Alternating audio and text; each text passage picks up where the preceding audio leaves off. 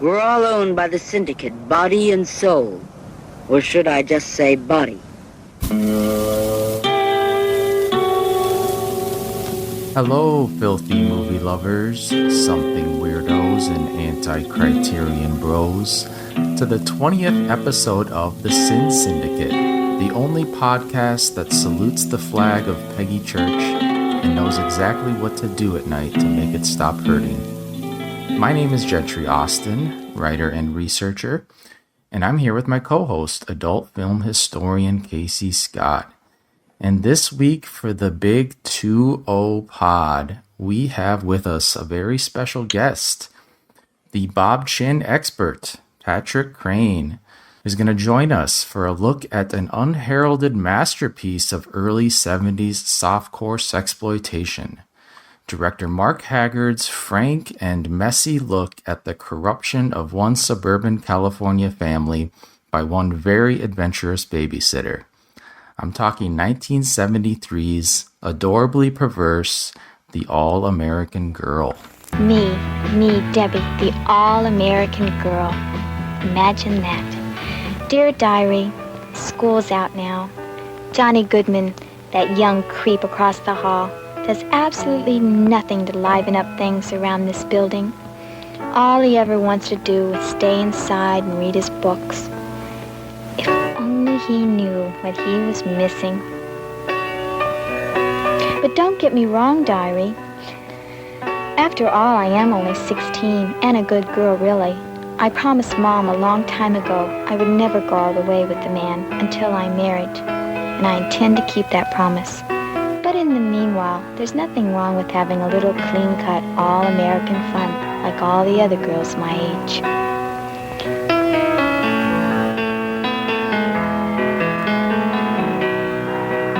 Just innocent little things like getting all dressed up in a low-cut dress. Or going out to dinner with a handsome older man. I can just imagine how it would be, sitting across the table from him in a private hotel suite, dinner for two, and me acting so mature and so sophisticated, showing off my best table manners. It would be so much fun.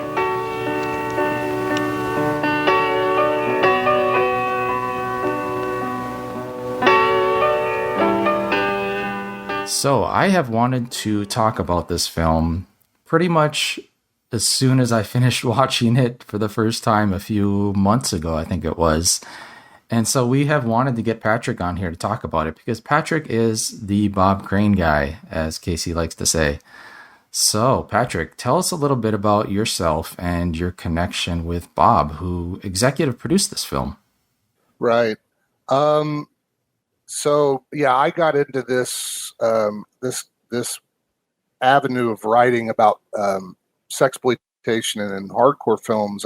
I had done some work writing about Robert Altman and and Russ Meyer, and I gradually moved over to writing about hardcore. And Bob Chin was a name that I sort of knew, and I began writing about his movies. And then I had begun writing about filmmakers and sort of kind of doing complete reviews of their work. And then I'd done stuff on Robert Altman and Russ Meyer to run Cult Movies magazine with Buddy Barnett.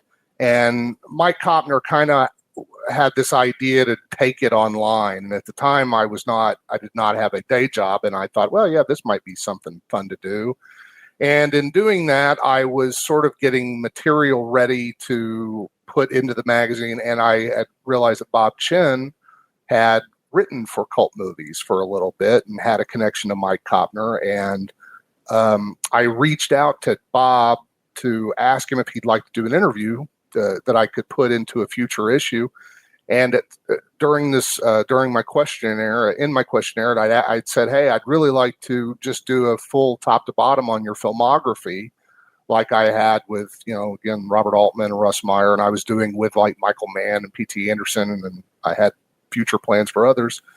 And I was just inquiring what movies of yours, are lost or just not findable, and he came back and was very, very happy to help me and encourage me in doing that, and gave me all kinds of leads and allowed my wife and I to come and stay with him and his wife, and really sort of dive into his filmography. I got, basically everything there is that can be found. What year was this, Patrick, did you say?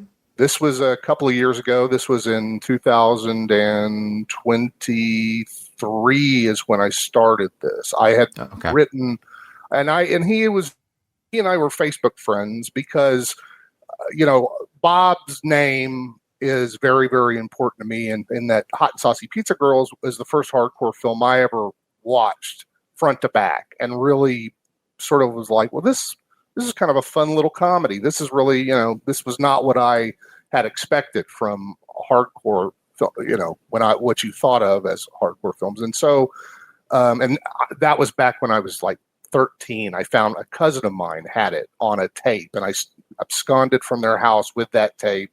I got busted with that movie. That was one of the first, so I got busted having that movie in my person or on my person.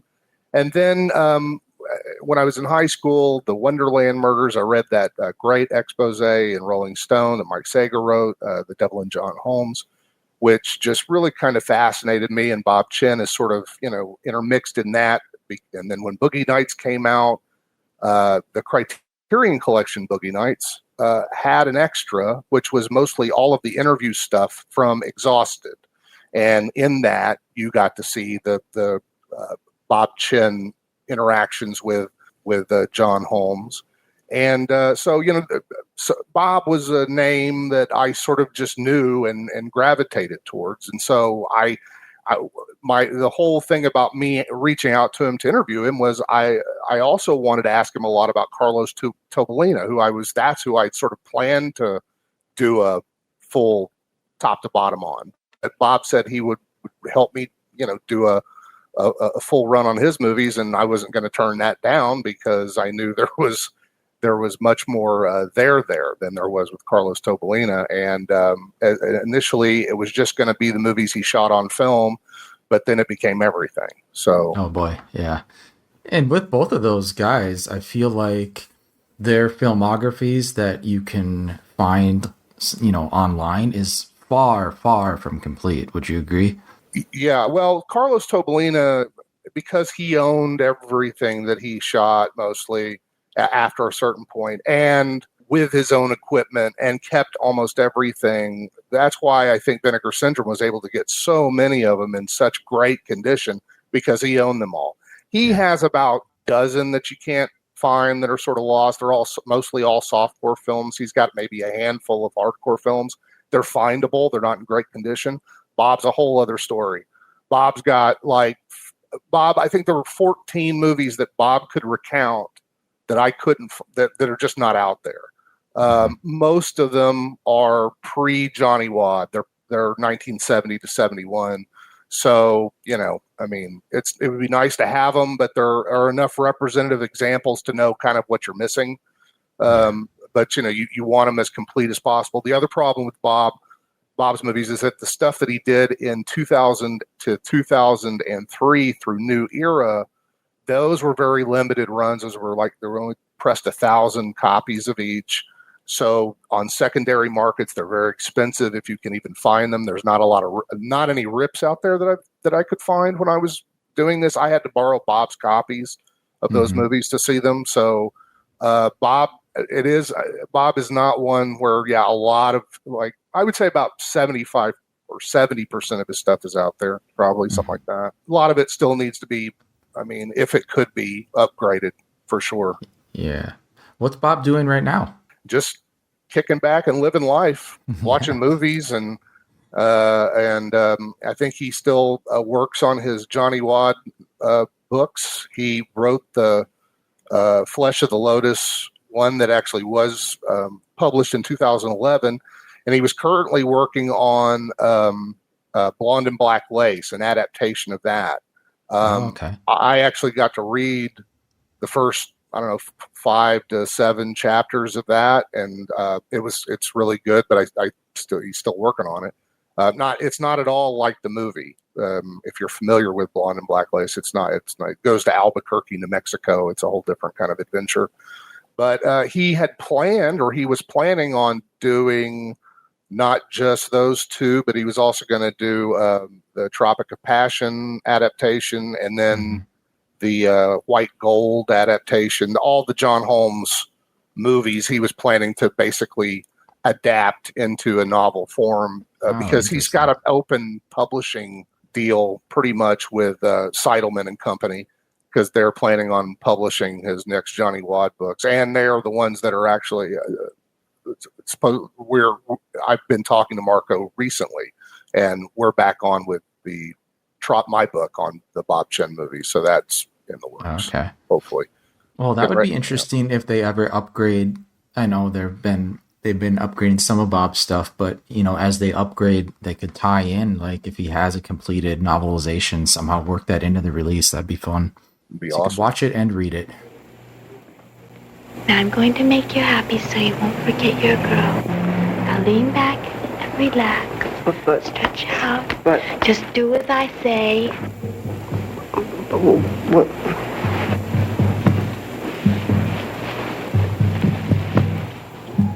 But let's talk about All American Girl, because one of you maybe set the stage, like sexploitation, California, like what's going on here? Because this movie is, I think if you watch it, you'll what immediately jumps out is that this is very explicit without being hardcore, and it seems like it's an intentional decision by either absolutely.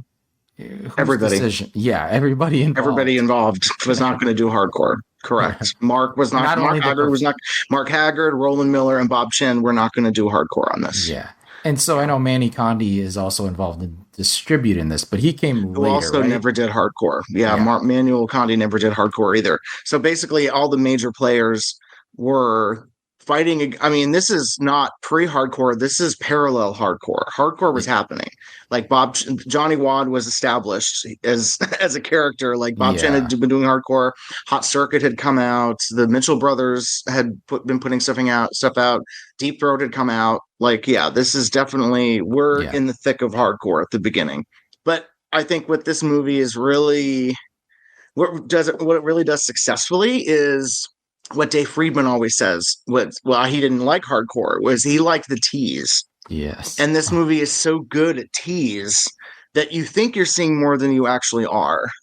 And it's kind of like Texas Chainsaw Massacre, where you think that movie is much more violent than it is. This movie is graphic, but it's not.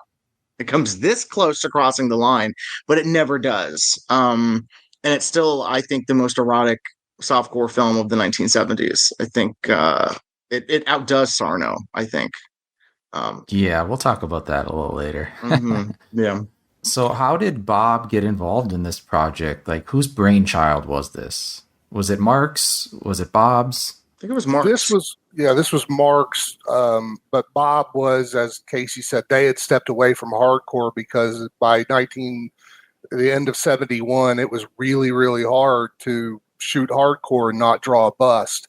And so Bob had consciously decided to take a step back and produce softcore films. And so this was a company that he had with Roland Miller, and they made 3 movies together. This was the second one. The first one they did was The Love Garden, and that was also Mark Haggard, and it had much of the same crew. Doug Knapp shot that one as he shot this one. And then this one, and then Brother and Sister was the third one. And I think Brother and Sister... that was a different company, though, wasn't it? Because this is Markland Productions, so it's Mark and Roland. Right. Love Garden was Markland, too. No, because Roland Miller is the one that actually directed Brother and Sister. I'm sorry. Yeah. Right. Because that was Pantheon Productions. Yeah, that was the first Pantheon Productions one. Right. But that was another one where they only did like 3 movies, too, right? Like, these companies didn't last long. Right. Exactly. It was just Bob ran through they went through a bunch of different companies that just never really did much more than 3. So set the stage again for me. I understand Bob had been shooting up in San Francisco hardcore. Is that right? Around this time? No, Los Angeles, always LA. Always Los Angeles. Yeah. Okay. He didn't shoot in San Francisco till 74. Oh, okay. All right. Thank you for the timeline clarification there. Hmm. So he's down. Yeah, as you can see, this opens on an LA high school, right? Fairfax High School. Yeah. Yeah. Yeah. And we see our All American girl right away, Peggy Church. I mean, Peggy Church is amazing in this, but she is in very little else. I mean, she's side characters and other things. I wonder, do we know like how she got involved in this? I wonder whose call it was to give her such a starring role here. That's a good question. I think, well, at that point, I mean, she had done Pigkeeper's Daughter. She'd been in The Big Snatch, which also has Tracy Handfoos, who is in this as well. I wonder if I it think was a she probably was. recommendation from her, or from Tracy, maybe. I don't know. I think no. I mean, I think it really boils down to casting. I think Hal Gathou handled Barbara Mills and Linda York, who were in Love Garden. So it's possible they just went back to the well Yeah. to Hal Gathou and said, "Okay, give me two women." And Peggy Church was like the right person for the job, She according looks to Mark. closer to 16 for sure. Yeah. Right. Which is interesting because in her other, I mean, she's older than she was in her earlier movies, yet she doesn't look like she's, she looks younger in this than she does in like The Big Snatch, I think. But yeah, she was very young when she started. She was like, I think she was maybe 17 when she was in Big Snatch, I believe. I think. Uh-huh. I think she started when she was not of age. But she wasn't doing, she never did hardcore. So it's kind of, um, you know. Yeah. Well, I want to back up just a sec to talk about Manny Condi again. Back to the production. Is, after this was produced, he picked it up. Is that how I understand it? Yeah, this was initially supposed to go to Continental Films, Mary Lindsay, but Manny Condi apparently just begged Bob for it because he needed a Pussycat Theater booking, and Bob had sort of a carte blanche with any Bob Chin associated movie would get a Pussycat booking. And Manny Condi had worked with Bob, and he felt, Bob's really, so gracious, and so that's how Manny Condi ended up with it. Yeah, and getting Pussycat was kind of a big deal, right? Oh yeah, that was a big, huge deal. It was like the biggest deal you could get, I guess. Yeah, it was a national chain, so you would get nationwide, bookings. And I remember we had talked about, I can't remember which episode, how some of these lost films, part of the reason that the ones that do survive is because a lot of them played in Pussycat. So that was kind of like a connective tissue between the ones that are surviving and that we can see. So this might have, I don't know what the history of this one was as far as print, because what we have now this is Condi. It's a Condi connection. Yeah. The negative exists. It's not a print. Like the negative exists for this. Sorry. Just like it also exists for All American Woman and Deep Jaws and The Dictator. Those are the films, I think, the only Condi films where the negatives exist. So those are ones that I think he obviously cared about more in terms of distribution. Deep Jaws and Dictator are a little more personal for him, I think. But the other two, yeah, he held on to those negatives. Everything else, like the Spence Crilly, Zoltan Spencer movies, Calendar Pinup Girls, Love Games, even Danish Connection, those are all only available on prints because the negatives are gone. So I think it's it kind of reminds me of like the case of like Roberta or even Alex Dorenzi, where there are certain movies where they kept in negative form because there was a personal connection to them and they were like, these are the ones I'm proud of. But then other stuff, there's just nothing left, or there's only a print. So an All American Girl was obviously Condi took it very seriously because it was his first Pussycat booking. And I'm sure it got booked in a lot of other places because it wasn't hardcore. So you could get it on a screen that wasn't allowed to show hardcore. So it makes sense that the negative still exists. And that's why I'm just like, let's get the restoration. We have a negative. Like, let's go. What's the holdup? Yeah. Do we have any evidence about how well it did? I do not. No. I thought Bob said it was a big hit. I mean, that's just what Bob said when I asked him. Yeah. Well, that is interesting. Yeah, we've talked about this offline a bit about how badly we want this restored. So yeah, the elements are there because it's not easy to find right now if you want to watch it, unless you have, what was it released on, Casey? The old something weird. It was on VHS and DVD-R, and that's it. Only something weird ever DVD-R. released it. Yeah. Yeah. It never got like those image release through something No, weird. which is strange because Deep Jaws and The Dictator did. They did. And that was the big Manny Condi double feature. And then a teaser, I think, was Manny Condi, and that came out with Frankie and Johnny Were Lovers. Teaser was, I think that might have been a print as well. But it's strange. I don't know why those two didn't come out. It's possible that Image said no if they thought it was too graphic. It was like content, yeah. Maybe. I mean, they said no to the big snaps because of the title. If they saw the movie, they would know it's not that big a deal. But yeah, they also said no to like Love Camp 7 and Sinful Dwarf. So in terms of All American Girl, they might have been like, this is a little too much. Yeah. But did they even watch? Yeah. If they watched it, they might have said no. But I mean, look at the title. Mm-hmm. If they just went by the title, putting girl and woman out together would have made total sense. And I don't know if that was ever planned. Yeah. I mean, it makes sense. They're two very different movies. We'll talk about the sequel because I watched it this morning and I'm actually quite enamored of it. Have you seen the sequel, Patrick? I've not. I read about it, but I never did follow up to see it. But I would be interested to because I do love this. Yeah, and the more I hear about Mark Haggard, the more I want to see this because Mark is. I mean, this is kind of the never-ending story of sexploitation. Like there's a lot of characters, and it sounds like he's a character. So Casey, well, it's also. I mean, right? He's also, now that I've seen his other movie, he's 4 for 4. Like all 4 of his movies are great. Like so. He really is kind of in the pantheon of directors for me now that I've seen everything. And I mean, the only time I think he was ever interviewed was for the first Nudie musical DVD when that came out through Image, and they did a documentary, and Bruce Kimmel, got in touch with them and got him interviewed.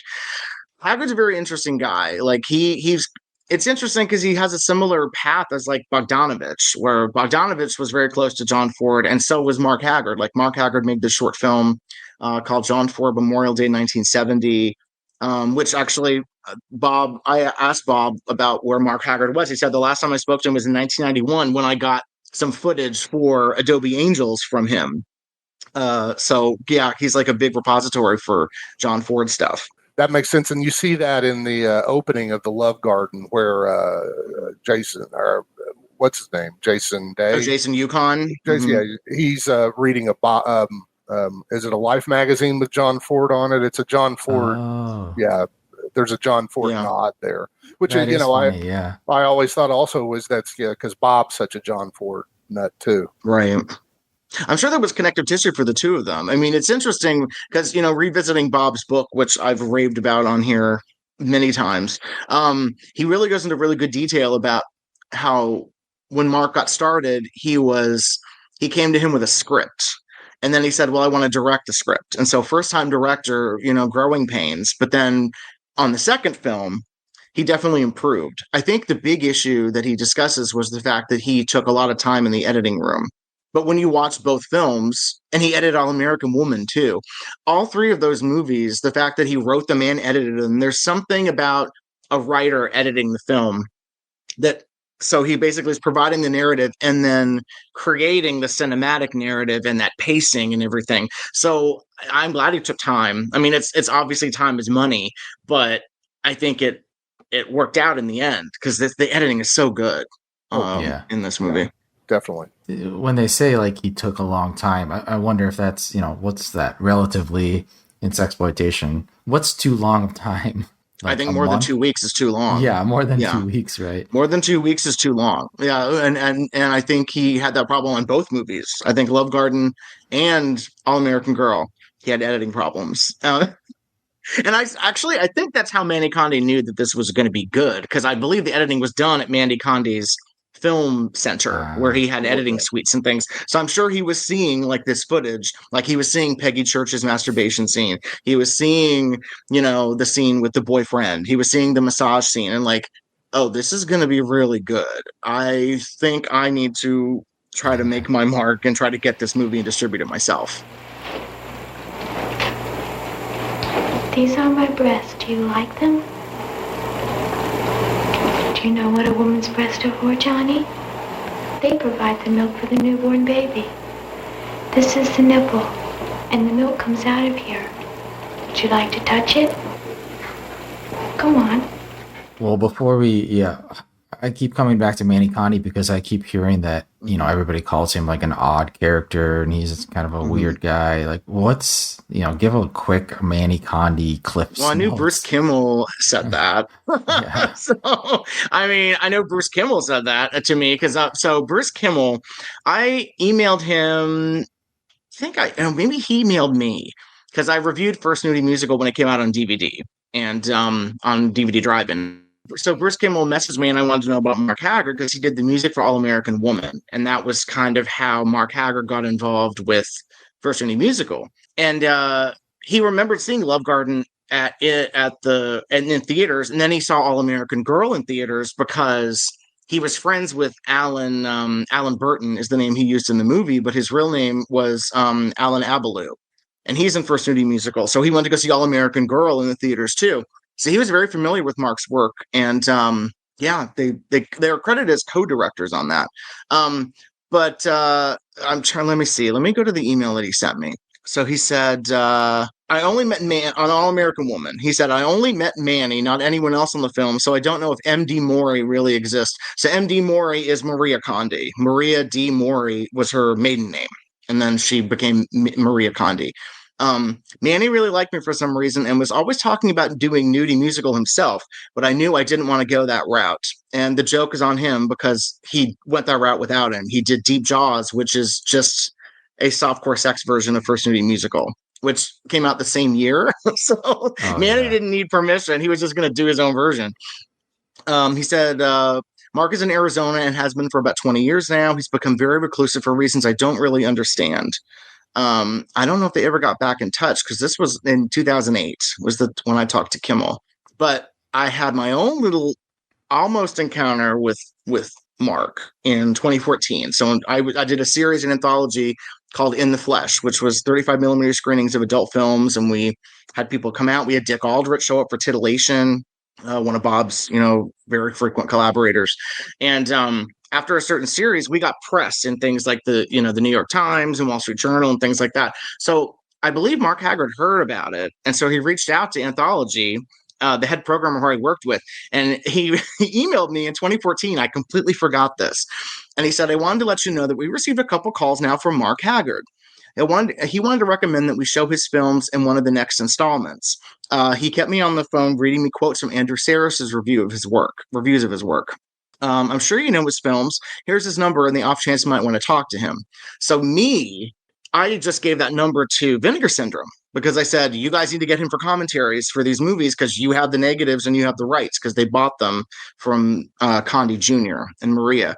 I never called him, which was a huge flub on my part. So I do still have his number, and I think I should call him at some point. Yes. But this was around 2014, so he was still actively talking about these films and trying to promote these films and get more people aware of his work. So we're talking 10 years ago, and in that 10 years, we've only seen Love Garden get restored for DVD only, and that's out of print. So we're kind of overdue for like a Mark Haggard renaissance. Well, that's interesting. Yeah, that he was still like passionate about his movies. In 2014, he was still kind of pushing to get him out there. So yeah, that's very interesting. Well, when you see them, can you blame them? Like they're head and shoulders above a lot of stuff that like even more experienced filmmakers were making. Because there's a lot of sexploitation directors that don't have that passion for their work. No, that don't care. They don't care, but he clearly saw something special in them. And yeah, as you said, as you watch them, they do feel there. You can see the heart that he put into it for sure. Yeah.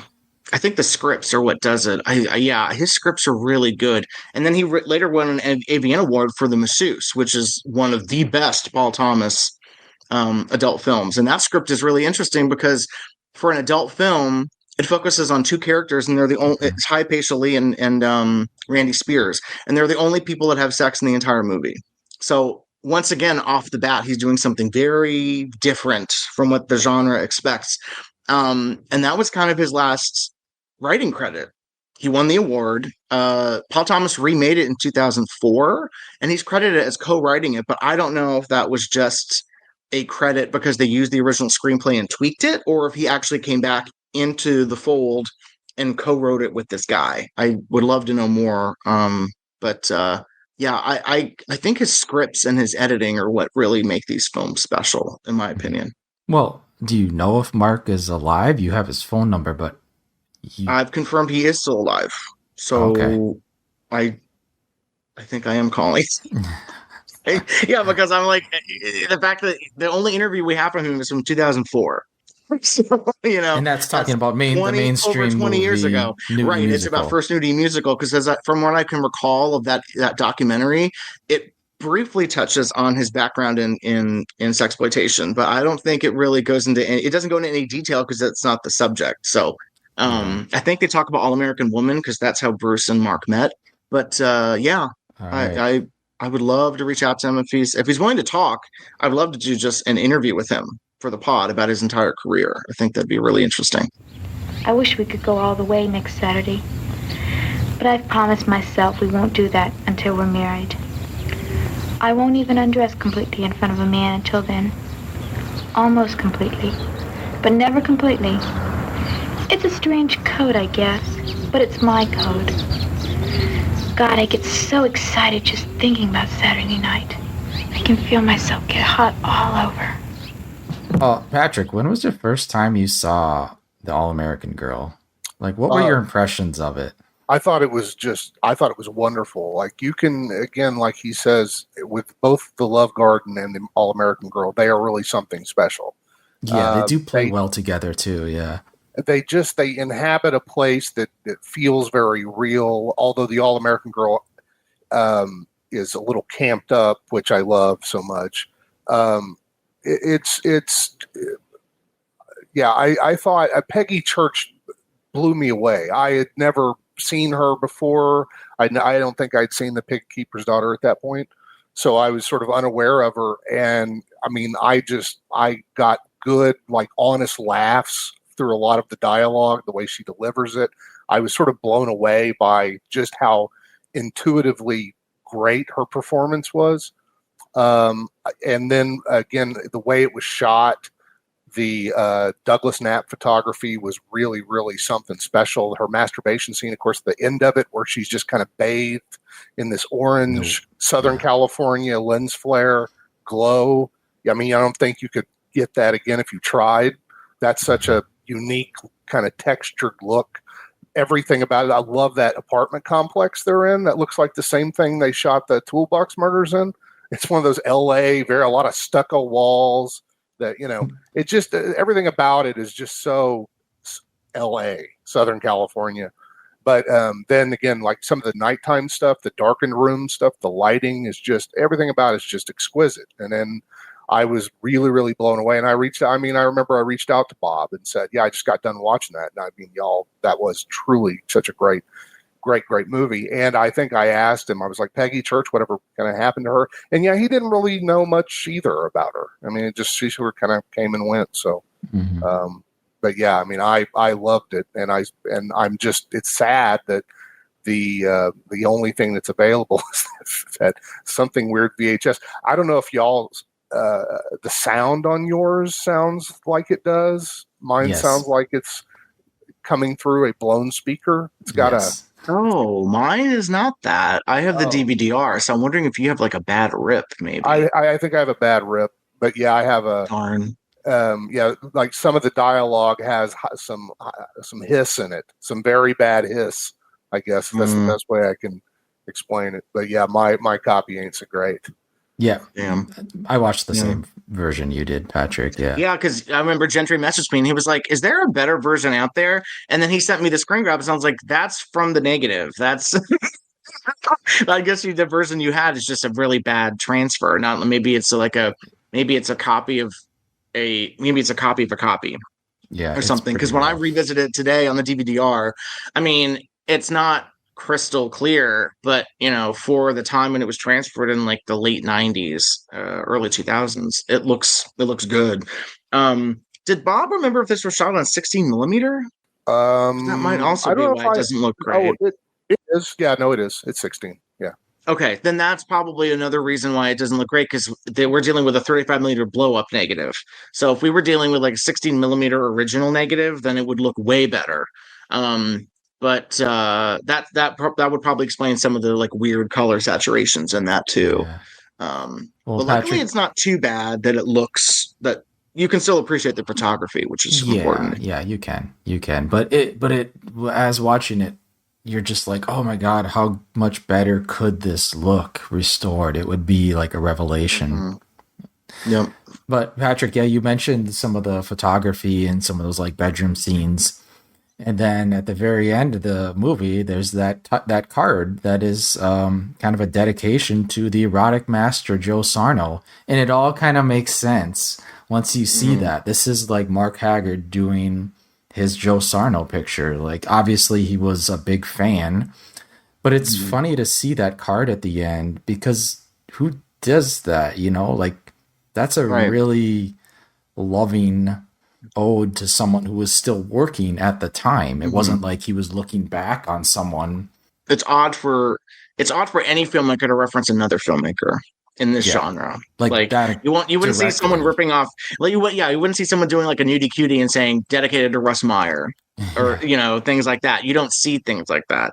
It's not like a Sean Baker dedicating a Nora to Jess Franco and Soledad Miranda. Like they didn't do that then. So you don't want to remind your audiences of other filmmakers that are your competition. Like that's not common.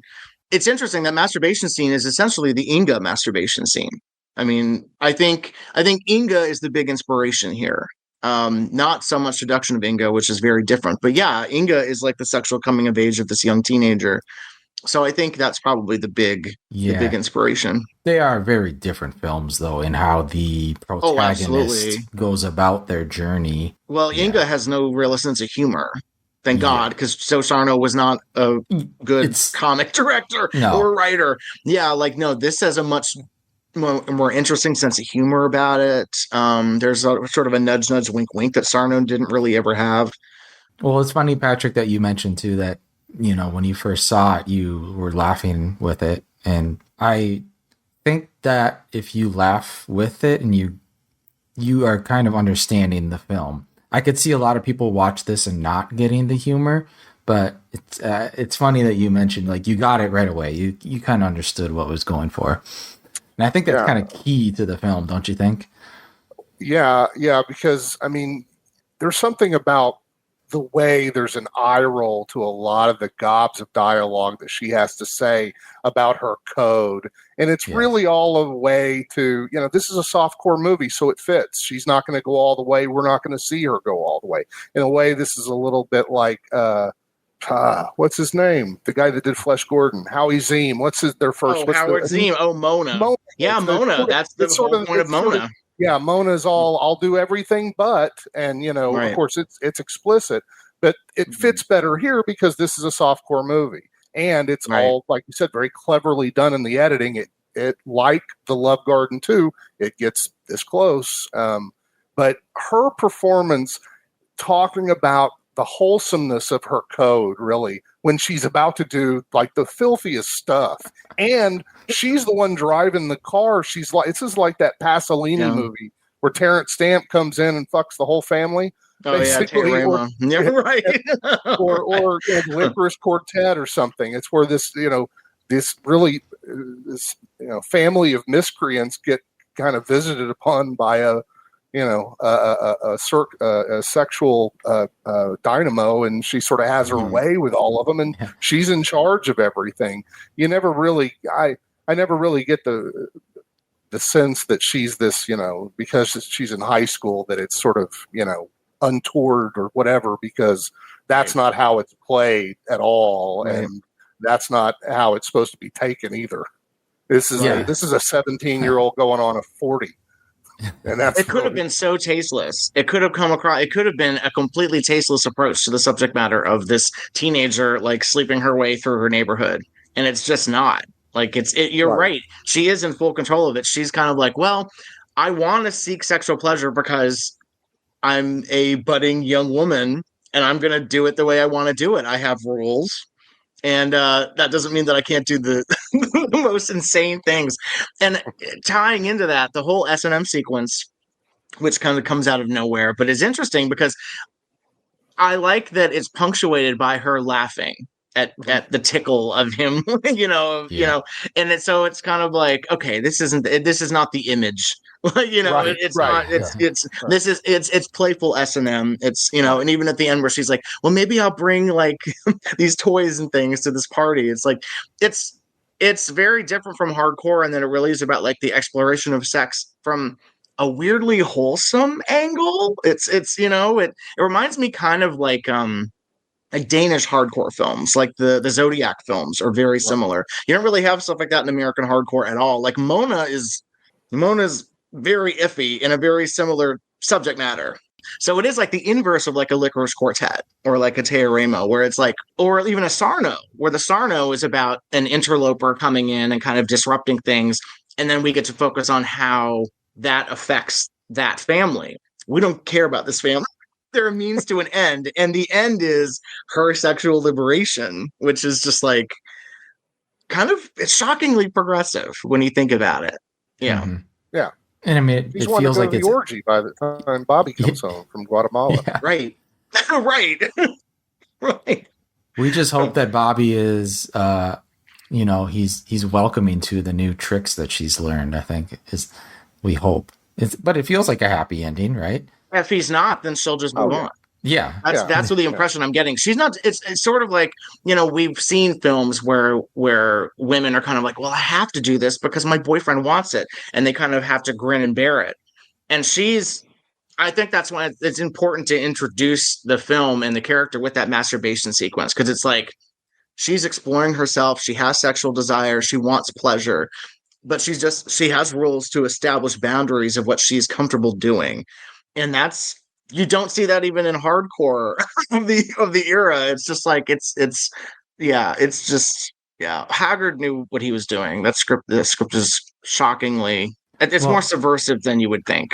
Well, you don't see it in hardcore because they had already done it in softcore. So you're going to see a hardcore movie. Why would you want to see a scene that you can see in softcore?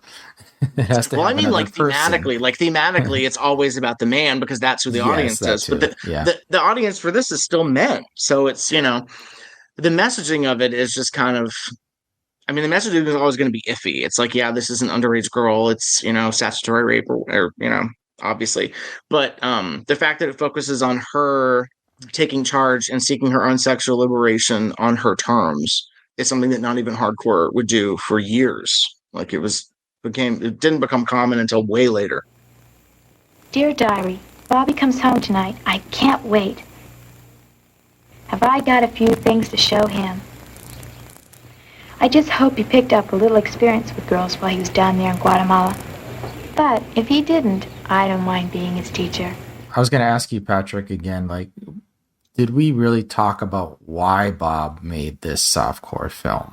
Yeah, because, I mean, that's all he was doing from 72 to 74. He had stepped away from hardcore because it was just too risky.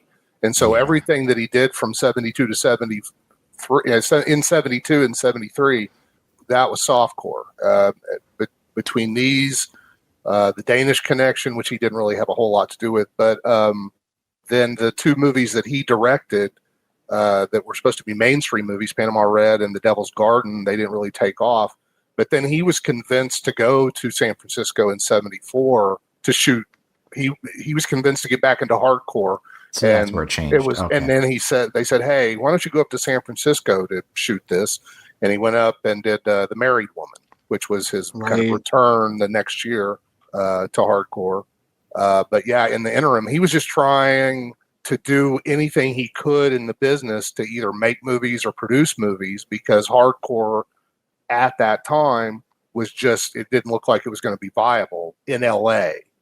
And Howie Ziem kind of proved that with Flesh Gordon. Gordon was a very expensive, very glaring example of what could happen to you if you continued to brazenly shoot hardcore in LA. So that's why it's a softcore movie now. Yeah. I'm very curious by that, the difference between San Francisco and Los Angeles. Like, can you guys, one of you, touch on that a little bit more? Like, why was it? Was it just In the what law? way? Was it like The law legally? enforcement. They didn't Yeah, care. That wasn't Yeah. their deal. They didn't care about that.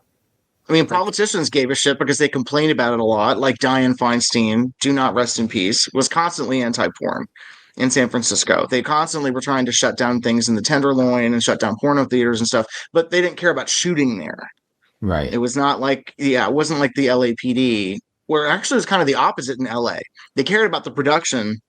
The exhibition was not as big a deal. In San Francisco, it was reversed, where you could shoot up there. Showing it was like But you it couldn't was show it. problematic in certain. Yeah, I mean the Mitchell brothers the Mitchell brothers had to deal with a lot. Yeah, up there, and Lowell Pickett and Arlene Elster too, I believe. Yeah, And Alex Dorenzi with the screen. I mean, because he had the yes, screening room. yeah, the screening room exactly. So yeah, that was more of the issue in San Francisco. L.A. like the Pussycat was huge. They had other adult theaters in L.A. Carlos Tobalina I had mean, three of them. yes, I mean, right. Mayans I mean, was huge. oh God, yes, that's right. Closing. So, R.I.P. yeah, Closing next I month. know. Oh God, yeah, I just heard that. End of an era. Yeah. And it wasn't that the movies got off scot-free in exhibition there. There were obviously still going to be issues, but it was the bigger issue in LA was the production. Like they wanted to bust you because that was what they could really bust you on, which was basically the prostitution and loitering and pandering charges because you were paying people to have sex, which was illegal. That was And this is where that was they're in New like, York too. cops were literally like peering into windows trying to capture like them shooting Yes. it, right? And that's you see that in Blue Money. Mm-hmm. Yeah, Yep. and that's why you have tight groups of actors and actresses, is because it's all a matter of trust, and that you didn't want to bring newbies in onto your production in LA because you didn't know who these people were. You didn't know what kind of trouble they could be in. They could rat you out to the cops if they were facing a drug charge or something. It was just a really, really bad situation for directors and producers in Southern California. But the difference in what the movies feel like, there is a world's worth of difference between the hardcore productions being shot in LA in say 71 or 72 and say The Married Woman in 74. It's like a big breath of fresh air. There is a big sense of relief in San Francisco that's just not there in LA. The shots are more careful. They take their time. It just feels much more, much less run and gun, like they're looking over their shoulder. The Married Woman is a great example of just the stark difference in hardcore that pre-76 in the two areas. For LA productions, like when at the beginning you have things like Mona with a lot of outdoor scenes, or Harlot with that amazing sequence on the top of a building being shot from a helicopter. Again, and then eventually it settles down and it's really hotel rooms, like houses, pools usually owned by secret Hollywood people. But San Francisco, even earlier films like the Dorenzi stuff and the Mitchell stuff, a lot of location footage, a lot of taking advantage of of different locations and stuff, and getting like professional football players in their movies, like the San Francisco football players. So even that whole thing, there is that sense of like it's taken a little more seriously, or it's taken more artistically, or like it's an active expression in San Francisco. Where in LA, it's like, I mean, it's essentially we got to make money, and this is how we're going to do it. How long was Bob up there then in San Francisco? He continued to shoot up there until like the mid 80s or whatever, when he was shooting like stuff on video where the law didn't change until I think 88 was, I think, when it became technically legal to shoot porn in LA. Right. But they started to shoot like on video in people's house. He was shooting in the mid, in the 80s, I think, was mid 80s is when he started to really go back to LA to shoot. But by that point, he was pretty much done. But he would go to San Francisco for almost every shoot, with the exception of Disco Lady is an LA production, and there's a couple of others, but most every other movie he made from 74 to 85 is San Francisco mostly. Well, so You can tell by the talent usually as well. Because Chris Cassidy, very much San Francisco. Like, even Pizza Girls, like, Lori and Dominique and Candida Royale, San Francisco. Yeah. Yeah, you can usually tell by the cast. Sometimes they'd bring people up from LA. Like, I don't think he ever worked with Veronica Hart, but like, that's why when I interviewed her and about the Gary Graver movies, she had to remind me, no, these were all shot in San Francisco. I'm like, really? Like, I thought they were Los Angeles because it's all LA people. She said, no, the busts were still happening. They were shot in San Francisco. Like, movies were very, very rarely shot in LA after a certain point. Once people found out San Francisco was it, head for the hills, literally. San Francisco. Grace, I don't know what's gotten into you. Every time I start showing affection, you act as if I were insulting you. Mark, be reasonable. We have to get up in about 5 hours. So, can't you just be an angel and go to sleep? All right, damn it.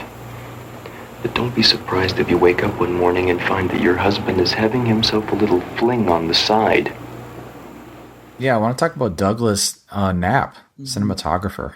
Very interesting career. Yeah, so he also shot Love Garden, but he went on to work with John Carpenter. Yep. Shot I think Dark he was Star. the go-to. Yeah. Assault on Precinct 13, which is great.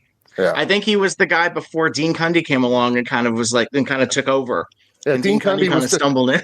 he was too busy working on Matt Simber's movies because Dean Cundy he shot the he did Lady Coco, right? Yeah. Yeah, and The Witch Who Came In from the Sea. He shot that one. Yes, which is great. Yeah, so Knapp got kind of usurped. Yeah. I mean, he wasn't lacking for work after that, but it's just interesting to think of him as connected with Carpenter for like a couple years, and then it became the Dean Cundy show all the way. Yeah, but I think the real MVP here is also Don Dunn, composer, who did the music, which is a huge part of this movie. Yep. Like it absolutely. It wouldn't work without it for sure. Yeah, that theme song is an earworm. I can't. I mean, it gets in my head. I love that. I love that tune, and I love. I love all the music throughout the movie. It's just really, really great. Yeah, who was it that told you, Casey, that was it Dunn himself that said it was mostly piano? Because it's not mostly piano. No, that was Bruce Kimmel for All American Woman, not All American Girl. For All American Woman. No, Don Dunn was like, that was a situation where I thought he died. He's not dead. Another IMDb falsehood. They confused him with another Donald Dunn that was a bass player for Stax Records who died in a hotel room in Tokyo while he was on tour with Eddie Floyd. Yeah, that's Donald Duck. Still alive. Yes, exactly. Like he died. That's not the same Don Dunn. So this Don Dunn was mostly a songwriter, and he wrote a lot of songs that were covered by like a lot of major people. Now he's still around. So another person I should call, because if he has the tapes for this soundtrack, I would be desperate for a soundtrack, CD or release, because every piece in this is great. Yeah, the way that I wonder if he composed while watching the film. I know musicians for film work very differently, but it feels like it because the way that it crescendos for a lot of these scenes is just perfect. Yeah. I know, it's very cut to the music, and I should say that it felt like Love Garden was that way. Yeah, it was cut to the music. So that seems like I mean, that was just something that did Haggard cut both of those, right? You said he did. Yeah. So. That's because and that whole Love Garden situation was weird, and that actually ties into the sound guy on this, because the story of Love Garden losing its entire soundtrack is a director and producer's worst nightmare, because they had the interesting thing is I'd seen that movie multiple times. For some reason, it never clicked to me that it was post-dubbed, because I just bought into it. I never bought it, and then I read Bob's book, where he discussed an amateur soundman losing the tapes or saying they were stolen from his car. Like, nobody would steal these tapes. Nobody knows what they are. They're not going to steal reels of sound. So the three cast members had to go into the studio, re-record, and then Ray Nadeau, who directed Beauties and the Beast and some other stuff, had to minutely edit it. So two editing problems. Mark Haggard taking his time, and Ray Nadeau having to edit the audio, the dialogue. Yeah, I didn't notice. So it's a it when I miracle that watched it. movie turned out as well as it did, considering that could have totally sunk that production. Mm-hmm. And they do such a great job. And Bob said that, they gave better performances doing the eyeball sync than they did in the actual movie. So it ended up turning out to work in its favor. But they do a really great job for just looking at their images and on the screen and trying to recreate the speed and the right tone. And they do a really, really good job for that movie. With that movie. Yeah. I think it says a lot for all three cast members too. I mean, we've obviously raved about Barbara Mills and how good she is, but like Linda York is always good, and Jason Yukon, this is one of his only movies where he actually acts. Like The Godson he's not very good in that, but all three of them are like doing really good work in the Love Garden, and I think that post dubbing session was super helpful to actually make their performances better, like a happy accident. Well, so in terms of sound, like the Love Garden sound was messed up. So I don't know how this like guy, the sound guy in this was a guy named Paul Magwood. And so I go to look at his resume and I see that he wrote and directed a movie for MGM called Chandler, which was taken away from him and then edited behind his back. And I'm thinking, why 2 years later is this guy who made a movie for a major studio doing sound on a sexploitation movie? Well, he produced Haggard's short film about John Ford. So I feel like this was a case where Haggard was like, I know you know what you're doing. Can you come do me a favor and record sound on this movie very quickly? And he credited this guy. It's the only thing he ever did sound on. So it's a very odd credit. And even odder is that apparently he's married to Leslie Caron still, which I find very unusual. And he's still around. So I would like to get the full skinny about how he ended up doing the sound on this movie. And it's such a unique name, Paul Magwood. Not a lot of Paul Magwoods. So I think it'd be very unusual for two people working in Hollywood in the film industry to have that specific. To that, and sort of related to that, John Hayes did sound on the Bob's Unmarried, or the Married Woman, and that's after he'd already directed tons. Grave of the Vampire, his big, right. But I mean, not quite the same thing as making a movie, a period piece for MGM, but. Mm-hmm.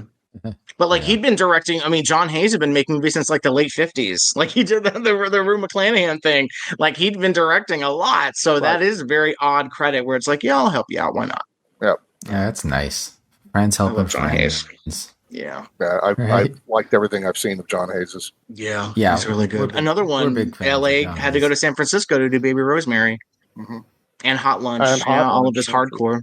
Yeah, all his hardcore. How much hardcore did he do? I mean, he did do very much hardcore, right? I think that people are conflating his hardcore because he used Harold Perkins on a lot. Well, the ones that are known, he used Harold Perkins on. I think people will say like Harold Perkins or variations that sound like Harold Perkins and assign him to other films without verifying that it's actually him. I think he did less than 10. Okay. Maybe less than 5. It wasn't something that he did on the regular.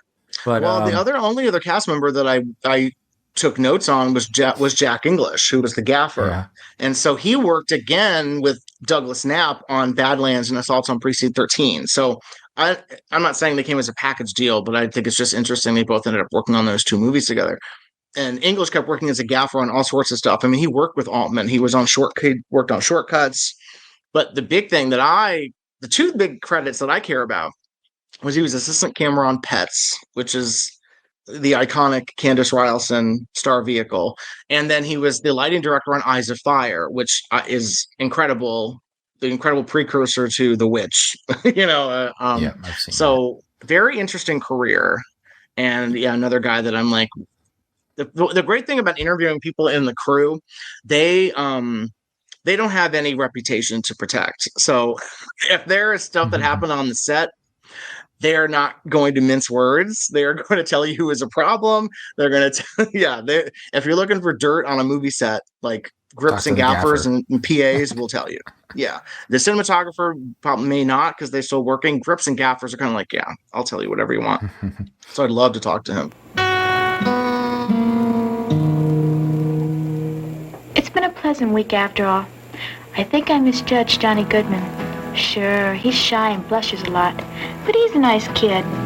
I help him with his homework, and he always thanks me and asks me if he can give me a Coke. I learned he wrote poetry, and he made me a promise not to laugh if he read some to me, so I promised. The poems were kind of cute. Actually, Johnny's only problem is he's never had an experience with a girl. But I'm going to remedy that very soon now. Well, I know we talked a little bit about Peggy Church. Casey, you said that she was in men's magazines. I haven't seen any of her men's magazine stuff. What, Meg, do you know what she was in? She did a lot. A lot? Yeah, she was in a lot of men's magazines. Yeah. Okay. She was a regular model. Look some up. Like, and that's the thing. There are very few actresses in this industry that didn't do modeling in magazines. Right. Like, whether they use that name or not, so it's tougher to track them down.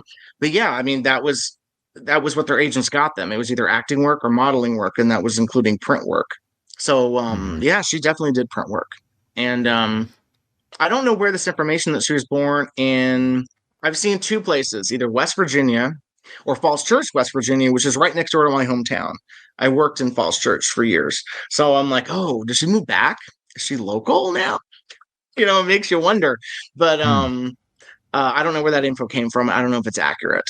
So yeah, she is kind of one of the enduring mysteries of 70s sexploitation, and that she made such an impact in this one movie and then has smaller, interesting roles and other stuff, but she's just not as good in anything else that as good as she is in this. I think it helps that she was dealing with someone like Haggard and who was going to give her time. And yeah, I don't know. It feels like she's one of those actresses that excelled in working with a good director.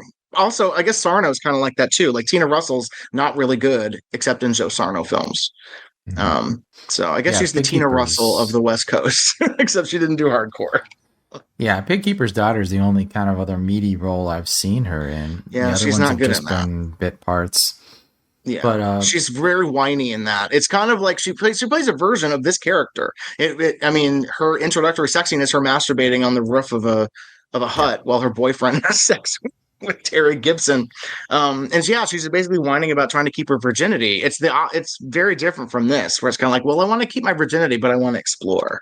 Yeah. You know? Well, it's funny you mentioned the modeling work, because I want to see it now to see how she's presented, because clearly, like, she was hired for this part because she looks younger and she presents younger. How do I put this? Like, part of her anatomy. She's not presented in like age inappropriate kind of things. Is that what you're hinting at? She's not. That was not. I'm not going to say it didn't happen then, but it didn't become as it didn't happen as much. She's not a Little Velvet Summers. Let's put it that way. Like Little Velvet Summers in the early 80s in New York. This pipsqueak who's like 4'8", obviously cast as like, you know, an adolescent or younger. Sure. Peggy Church is always in her magazine work. She's always presented as an adult. She's posed as an adult. It's not even a high schooler. She really is. Her modeling work is presenting an of age adult woman. Yeah. Well, because it'd be very awkward. Yeah, I don't know how much we'll run through the cast list quick, but I mean, a few of these are just there's nothing. Right? It's one of those cases. Everyone used pseudonyms. Like even Tracy Handfoos uses Tracy Rogers. And Tracy Handfoos is one of the hidden gems, I think, of sexploitation. She's in The Big Snatch with Peggy Church. And I don't know if either of you have seen that. She plays one of these women who's abducted by this horrible guy to keep us like his love slaves on a farm. And she plays a lesbian in that. And there's a really good crazy twist ending that involves her, and she's really good in that. Don Greer cast her in the lead role in The Goddaughter, which is fine, but she's typically very good. She's just not used well by a lot of directors. Kind of like a Barbara Mills, actually. She didn't even get the lead roles that Barbara did. But I think she's typically very good. She handles dialogue really well. And not her real name, because no one has ever existed with that name, as I have searched high and low for someone named Tracy Handfoos. Yeah, that's a strange name. It's got to be fake. Well, it's hand and then foot in German. So it's technically Tracy Handfoot is, yeah. It's a stupid pseudonym. So, you know, and there are very few people who would remember anything about her because, yeah, she would show up and do work and leave, kind of like a Kathy Hilton. Well, and all her scenes here are just with girls, which is similar to The Big Snatch, right? I'm trying to remember if she has a male-female scene in Big Snatch. I don't recall. I don't think that there's a. I don't think she has like an assault scene. Oh wait, no, I don't remember. Yeah. Unless she was part of that long sequence near the end where they're like shagging him to death. Yeah. I don't remember. I don't remember that. It just went on forever. Alan Abaloo, like you mentioned, he's a Mark guy. He showed up in First Nudie Musical. He plays Peggy's boyfriend that goes off to Guatemala for her little Peace as part of the Peace Corps. Peace Corps. Yeah. They go to Guatemala. I wonder why he chose that, like, of all the places, or of all the, like... I don't know, maybe it was a popular destination at that time. Yeah. For the Peace Corps. And it wasn't that long either. It wasn't like a deployment for, like, how long? I don't remember now. Yeah, 3 months? It's a long time to be alone. Well, it's also a good role. Actually, all the dudes in this, it's kind of a good role for almost everybody because there's really very little male nudity in this. Like, you don't really see anything of Alan. You don't see anything of Andy. And you see a little rear nudity from Paul Barrett. Oh, yeah. With his giant afro. The only other one that I recognized from anything was Andy Mitchell. And he plays, the suburban dad with a like a kinky streak. He was in Teaser, which is another Manny Conde distributed movie by Greg Valtierra, which is very good. And actually, we should cover that because I'm friends with the cinematographer and editor of that, and he would do an interview about that one. But he plays Renee Bond's husband in that, where Becky Sharp is like sexually assaulted and then is taken in by Renee Bond and Andy Mitchell. Oh, interesting. That's a very good. That's a good one. I quite like that one. Yeah. His character's like a smut novelist. I like that little touch. Yeah. The only other cast member I was wondering about is Rim Randall as the waiter, and I wondered if that was Roland Miller in a cameo because it is a weird almost anagram of Roland Miller. Rim Randall. He has that line about what's he say? Oh, nice little bracelets you got there, where he's talking about her handcuffs. Oh yeah, the handcuffs. Oh, he's just gonna say, he's like, did George Raft give you those? She's like, who's George Raft? George Raft. Yeah, I love that. I like that. Roland Miller is in Panama Red. He has a semi-prominent role. Is that the same guy? I have to rewatch Panama Red. Yeah, you'll have to watch him. Because Walt Davis is in that too. It's like, it's basically the gang's all here for Bob. Yes. Bob just asking all of his friends to show up and pitch in with this movie. This PG rated weed musical hippie thing. What's this called? Panama Red. Panama Red. Oh, that's Panama. Okay. Yeah.